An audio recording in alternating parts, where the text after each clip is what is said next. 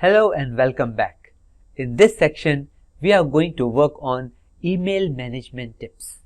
Believe it or not, most of us are receiving a huge amount of email.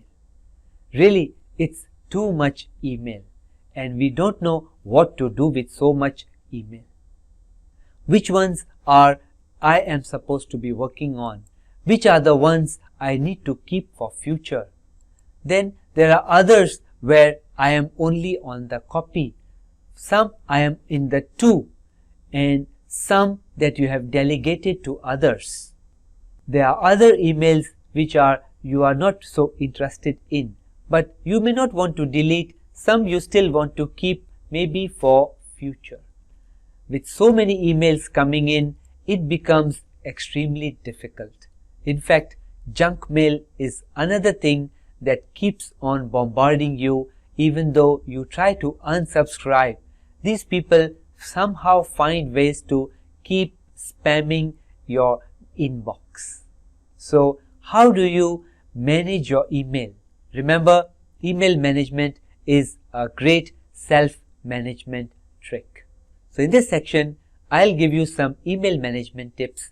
Let's look at some quick ones and then I'll show you a very simple methodology that will help you gain back your time to get the most important things done. First thing I will be teaching you is the getting things done method created by David Allen. This is used by millions and millions of people all over the world, and I'd like to simplify this and give it to you in only 3 lines. I'll also share with you how to do single handling of email. We'll be looking at a 2-minute rule. What is it? Well, coming up shortly. I'll give you the right way to file the email so that you can find it pretty easily from the archives. We also look at what are the folders and subfolders you need. How many should you create? How should you create them? Well, sounds interesting? So let's get started. First, we will look at how often to check emails. Well, some people keep their email open all the time. In fact, they even set up a desktop alert. Every time a new email comes, it opens up on the bottom right hand corner or somewhere, providing you with a desktop alert. Wow, you got a new email from so and so. So imagine if you were busy writing a proposal or a report and suddenly this pop-up comes, email from Susie. Well, what happens? Even for a brief moment, your mind goes to reading that email. Your mind starts to go in a loop. What could Susie have written to me? Did she accept our invitation? Did she reject it? Should I open the email? And if you can't resist this temptation and go and click on it, email opens up, and once you start reading your email, one thing leads to another, and 1 hour later, once you emerge, you realize that your proposal that you were writing is now left half done, and it's difficult to come back to it because now it's time to go to another meeting or to do something else. Therefore, I really suggest not to be checking your email all the time, and please remove all these desktop alerts. Unless of course you work in customer service where every ticket is important and you are measured on how fast you respond to tickets. But if you are not working in emergency services, critical life support, or some kind of supporting services where looking at your email is your main job, then please stop and remove these desktop alerts, sounds, music whenever new emails arrive. In fact, look at your emails at particular intervals. So once you check your email in the morning, maybe spend half an hour, sift through it and find the ones that are deleted, that need to be deleted, find the ones that you need to work on and the ones that you need to delegate to other people. After you have processed the email for the next half an hour, 45 minutes, then shut down your email. And for the next couple hours or whatever time you can afford, work on the one thing that matters the most to you. And then couple hours later, you can switch on your email again to see what are the problems, the things that happened in the last couple hours.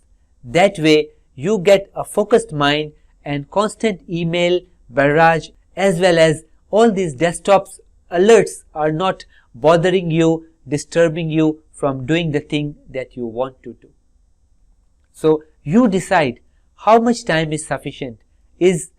Should you be checking your email every 2 hours, every 3 hours, every 4 hours, whatever works for you. But don't be checking your email every 2 minutes, 3 minutes, 5 minutes, because there's no point in it. In fact, I have even seen people who keep on pressing F9 to see if they have received a new email. And if for 15 to 20 minutes they don't receive a new email in the inbox, they send a test email to themselves just to see if the damn thing's working or not. Well, that's really too much. So I really suggest, if you want things done, then check your email and then close it down for the next at least 1 to 2 hours at a minimum. This is really minimum, because less than that you can't get any serious work done. Next, we can make the best use of the to and the CC columns in email. Remember, there are actually 3 columns: to, CC and BCC. Generally, the BCC may not be easily readily available, but it can be switched on and you can see it. Anyway, what I want to tell you is that use the to and the CC judiciously. Don't use them interchangeably, writing the name of the email address of the person that you are writing to anywhere, either in the to or the CC. Decide, if you want somebody to do something, then put an email address in the to. And if you only want somebody to be notified, to be copied, then only keep their name in the CC. Some people by default copy the whole department on every email, and you are actually wasting a lot of time, not just for one person but for the whole department. So choose carefully whose name should go in the to and in the CC. Ideally, cut out on the CC unless really required. Think twice, think thrice before keeping anybody on the CC list. And also start telling this to other people. Tell them, if you want me to do something, then keep my name in the to list. And if you only want to notify me, I am not going to be checking this on a very regular basis. Keep me in the CC list. And then in your mail software, Outlook, Gmail, whatever you use, you can set up rules that if your name is in the to column, then the email goes to a particular inbox. But if you are in the CC, the emails automatically are filtered into another folder, which is for you to view maybe every 4 hours or once a day. Remember, these are the emails. You don't have to do anything. You just need to be reviewing them because you are on the copy only. So you shouldn't be reading emails where you are in the CC every 5 minutes. It's not going to help. Rather, you should be only looking at those emails where you are in the to list. So use this to and CC judiciously yourself and teach others to also use it judiciously, so that everybody can use their time well by only focusing on the to. Next, I would like to share with you how to use the calendar inbuilt in your email application. Most people use the calendar only for meetings. Well, you are not really using the calendar perfectly for the purpose it was created. A calendar was created to help you manage your time, not just for people to take away your time by booking you into meetings. So one of the great things you should do with the calendar is to create appointments with yourself. Block some time off only for you. If you are going to write the proposal and you decide I am going to write it from 2 to 3:30 p.m., then block it. Put up an appointment with yourself in your Outlook or Gmail application and say, I am going to have a meeting with myself to block time off to write the report from 2 to 3:30 p.m. That way, when other people try to block your time for meetings, they would realize that you are not really free from 2 to 3:30, and they may choose some other time when you are really free. So when 2 o'clock happens, you don't have other meetings scheduled, you can actually focus and get more done. So use your calendar to really book time with yourself to get the things done. Block time for yourself. For all the incoming mail, you should set up rules. All the top email software provide you with rules and alerts to set up.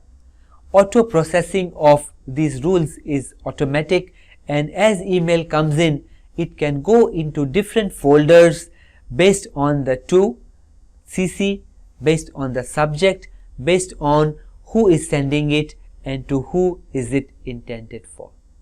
I have created a separate folder for emails coming from my boss. They automatically go to the boss folder, which I make sure to check every couple hours.